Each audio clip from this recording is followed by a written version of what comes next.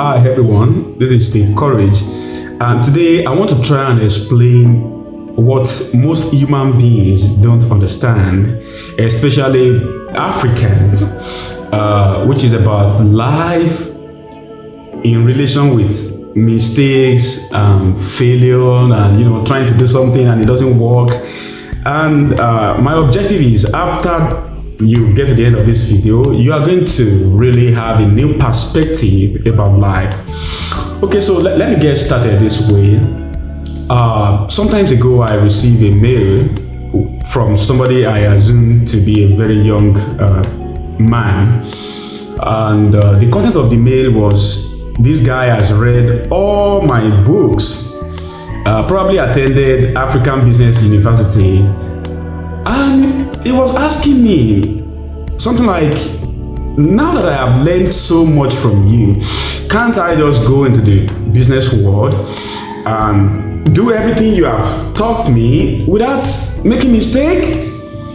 I can't remember the specific reply I gave him, but it should be in the family of something like, oh, that is not possible. You have to go out and make your own mistake. So that was a long time ago. But in this last week or last 2 weeks, I was reading comments. On my channel, and I saw a similar comment. This person was asking, I was wondering if I can just start a business and make it successful without having to make mistake and fail. So I think I should make this video to try and explain something about human nature, progress, success, achievement, and all those things. And I want to get you to understand it by using a very simple analogy. You see, look at this tree. Human life is like this tree you are seeing now. You see, for this tree to grow, become strong, and be healthy, the tree needs some good things. For example, the tree needs water. The tree needs carbon dioxide, right? The tree needs nutrients from the soil. We can say these are all good things, right? But this tree also needs some really bad things. And without those bad things, unfortunately, this tree cannot grow. So let me give you an example. Wind. Have you ever seen in the desert or in the wilderness or just in the open field, and you see young trees struggling with wind? Wind is actually blowing them left, right, middle, front. If you think what you are seeing right now is a comfortable thing for the tree, you are making a mistake. Now let's talk about something else that is not so good. Sun.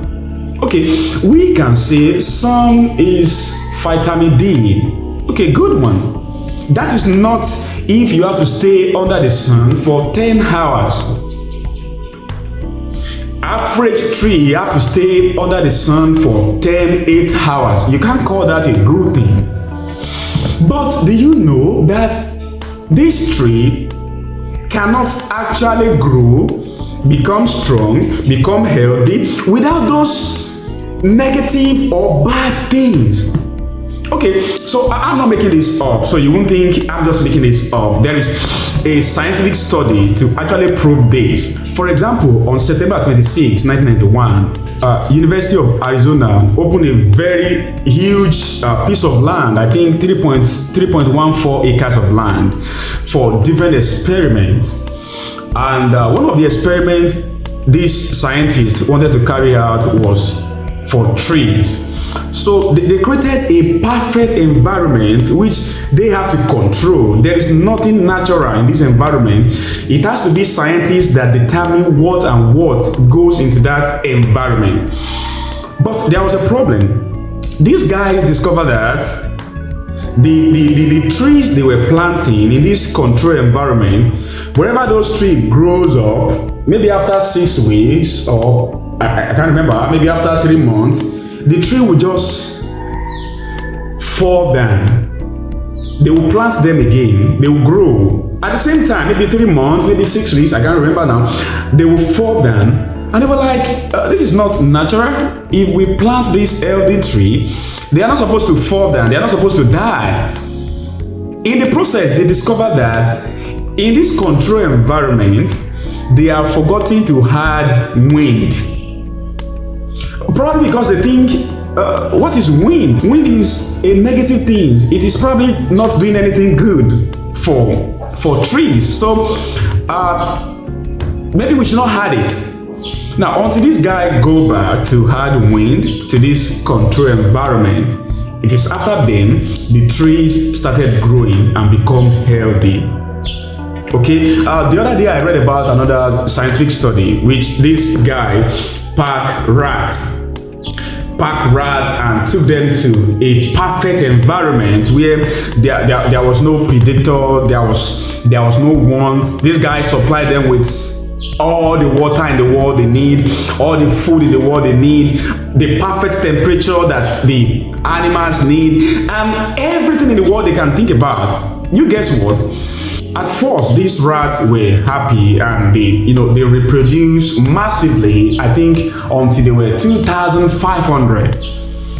But the next phase of their life was they started killing themselves. Why? Well, they become depressed because life become meaningless for them.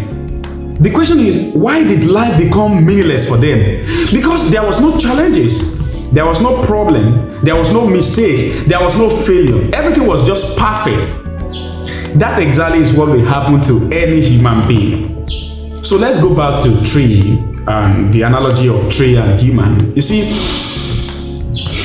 God probably intentionally designed our world to be a mixture of pleasure and pain, because pleasure will kill any human being if that is the only thing you get.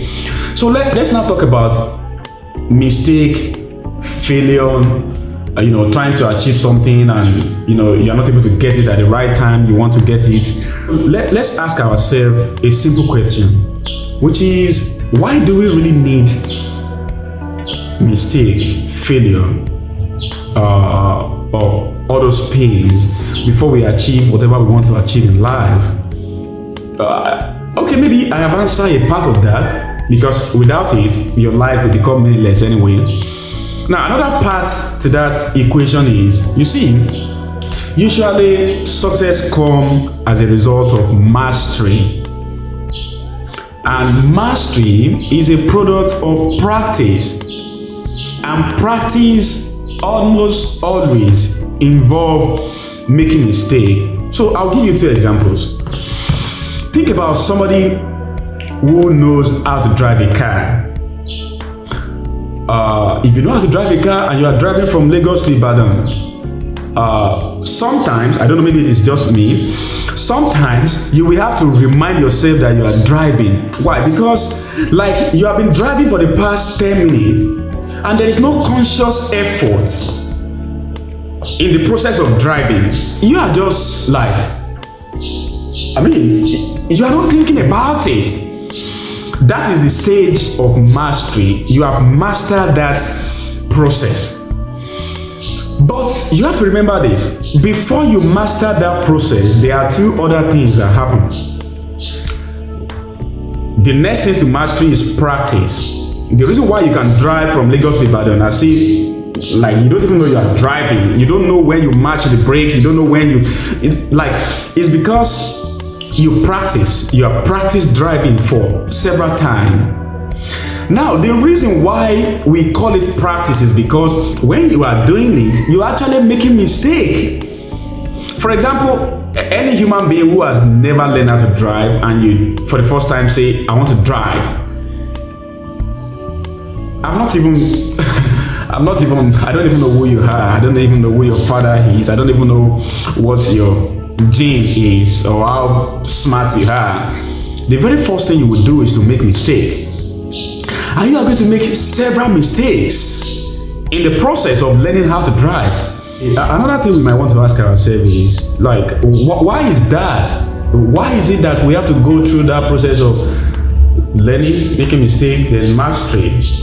Well, I think the scientific explanation for this, to the best of my knowledge that I know, is explained by a guy called Donald Hebb. In 1949, Donald Hebb, who happened to be a psychologist, coined the term the neurons that fires together, wire together, which is actually a neuroscience way of explaining what happens in your brain when you are starting to learn something new. You know, neuroscientists tell us that we have millions, if not billions, of neurons in our brain. So what happens when you want to learn a new thing is that your brain does not have any idea, does not know nothing about that thing you want to learn. So for the first time you try it, it's like a stranger to your brain. So that is why you mess it up. That's why you can't do it well. But then, as you practice, neurons that are responsible for such activities in your brain started wiring and connecting together. And the more you practice, the more of such neurons cooperate within your brain to efficiently do that thing. Which is the reason why, it doesn't really matter how many books you read about any subject, about anything in life. Until you do them, you really cannot know how to do them. And I'm not saying this to discourage you from reading books. You know that I encourage you to read books, okay? Because it gives you foundation, which is very, very important. But you have to understand this. When you go into the real world, your brain really does not understand how to do whatever that is new to your brain. So it is only by mistake. You learn, you make mistake, you learn, you make mistake, you learn, you make mistake, you learn, and you become better and better and better and better again. So I think by now I should be planning to round up this video. I want to use my second example to round up, which is going to be about the subject I love most, entrepreneurship. Okay, so let's say you want to be an entrepreneur, you're a young person. Now, the very first thing you have to understand is there are about 7 skills, 7 very, very important skills needed to build a business and make it successful. And your brain does not know nothing about all those skills. Let me try and make a list of them. First, you need the ability to understand, human nature enough to have known what they want. Then you need the ability to build a team around that thing that they want.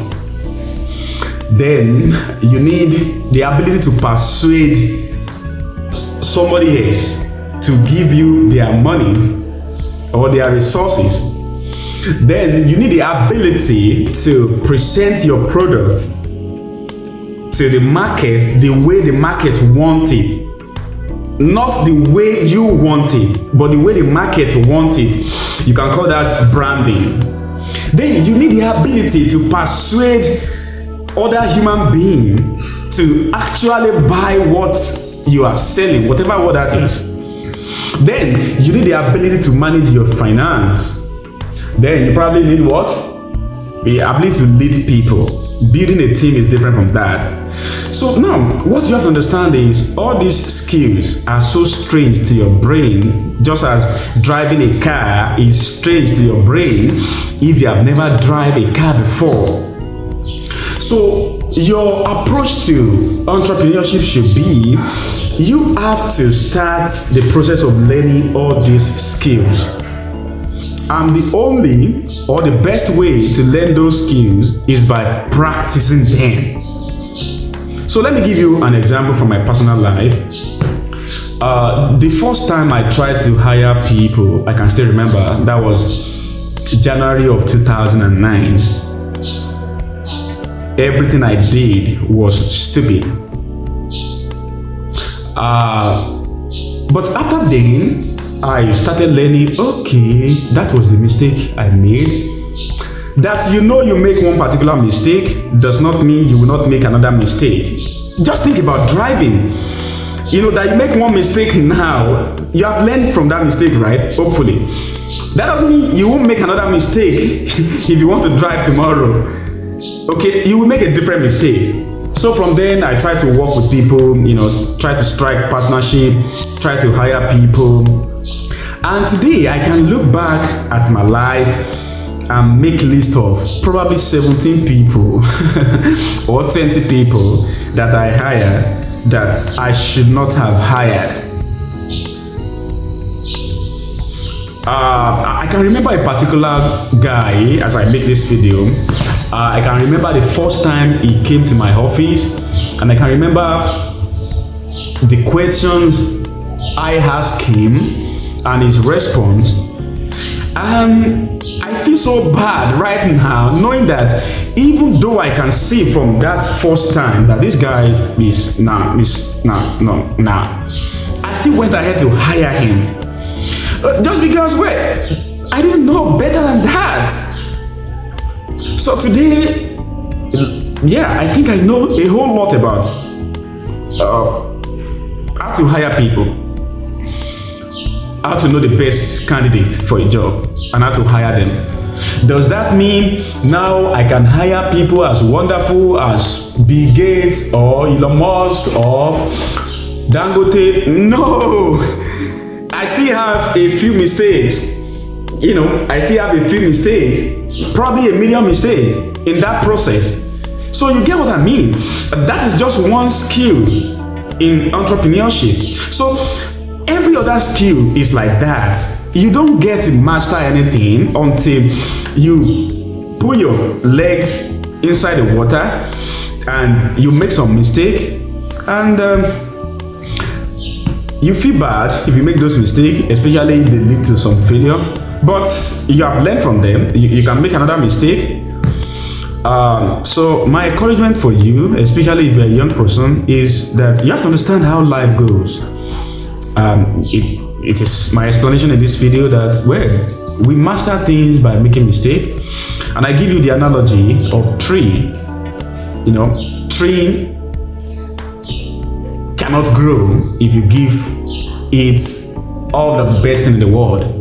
Tree can only grow if you had some negative things into the mix. Things like wind, things like sun, or other negative things that we don't understand, that I don't understand, for example. So don't ever think you can succeed in life without going through some pains, some mistakes, some failure. In fact, I can bet you, the more mistakes, the more failure you are willing to expose yourself to, the more success you will have in life.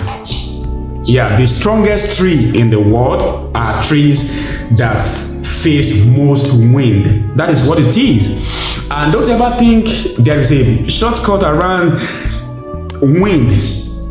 Because, trying to succeed in life without going through pain is like a tree trying to grow and be healthy without wind.